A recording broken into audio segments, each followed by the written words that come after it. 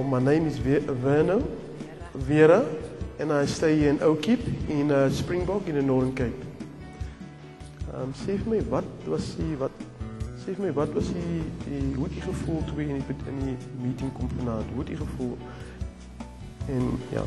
Ik was gisteraand hier en dit was voor mij een wonderlijke ervaring om weer opnieuw door God bij Geest gevuld te worden.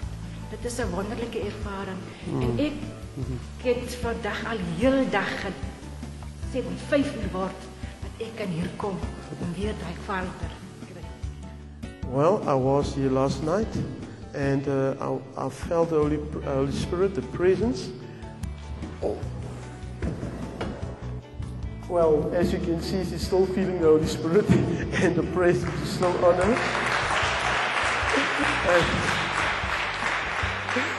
You can see that she's really blessed, and God bless her. Well, she said she came here this afternoon. She can't even wait for 5 o'clock to start, because at 5 o'clock the meeting started.